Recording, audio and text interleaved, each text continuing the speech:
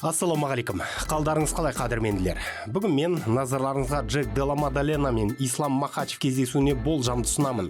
Ол 16 қараша күні Нью-Йоркте UFC 322 турнирінің басты жекпе-жегінде өтеді. Букмекерлер Мадалена жеңісіне 3.85 коэффициент ұсынуда, ал Махачевке 1.28.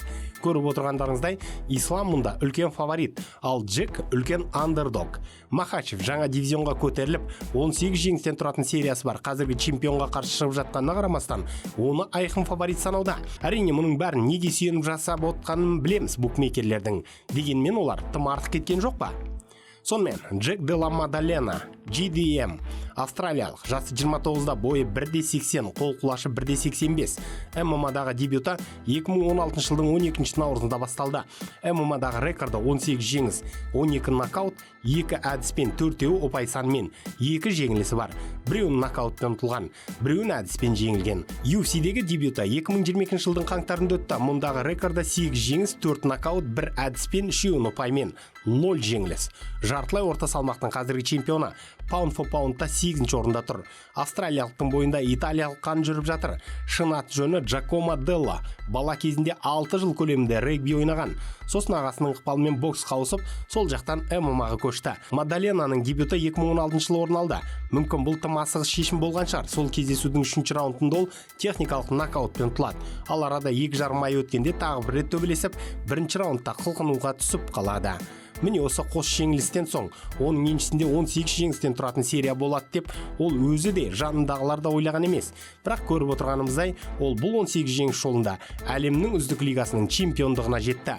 Мадалена Contender Series'ке қатысқанға дейін 9 кездесуде қатарынан жеңіпті. Дана Уайттың іріктеуінен сүрінбей өтеді, 2022 жылдың қаңтарында UFC 270 шоуында дебют жасайды. Бастысында Фрэнсис Нгану мен Сирил Ган төбелескен еді. Содан кейін ол 7 жеңіске жетеді. Арасында Холланд пен Бьернс тұтуы да бар. Кейінірек қолын сындырып алып, ұзақ уақыт қатардан шығады.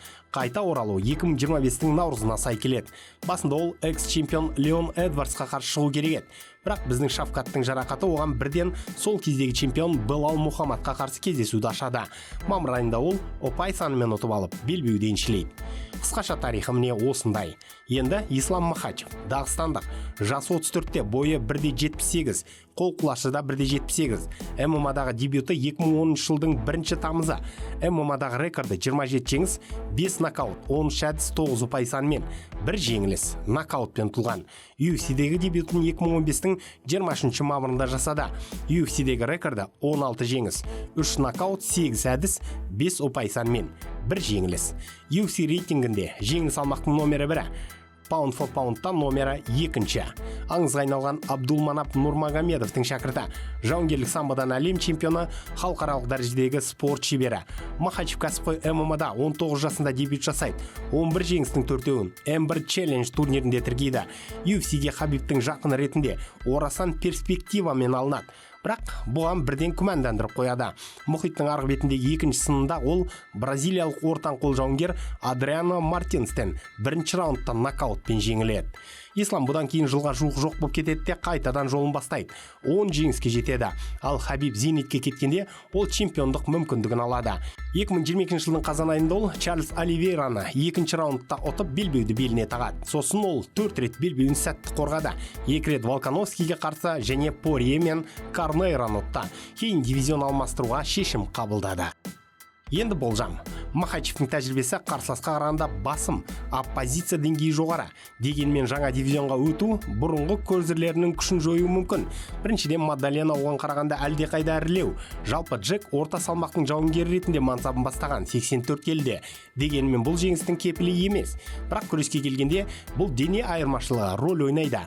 Жеңіл салмақтан Махачев әдетте күреске келгенде қарсыластарын оңай құлататын. Бұл оның жоғары техникасының есебінен еді. Күресте қарсылас қаншалықты ауыр болса, соншалықты оны құлатуда көп күш талап етеді. Қанша дегенмен, бұл бокс емес қой. Шкаф қаншалықты үлкен болса, құлағанда да даусы қатты шығады дейтін. Бұл Исламның жалғыз проблемасы емес. Өзінің ірі дене бітімімен қоса Мадалена Бразилиялық джиу-джитсу бойынша қара белбеу иегері тейкдаундардан жақсы қорғанады, ал партерде болса қауіпті сәттерден оңай сытылып шығып кете алады. Дегенмен австралиялық әлі Махачев деңгейіндегі палуандармен жолыққан емес деп бұл басымдықты ақтап алуға да болады. Десе де ислам мұны іспен көрсету керек. Өйткені көп нәрсе оған байланысты. Принципті десе де болады. Ол Джекті қаншалықты күресте алады, бұл жалпы кездесудің тағдырын шешпек. Бірінші, екінші раундтарда бұл айқын көрінуі керек. Өйткені күш әлі бойда болады.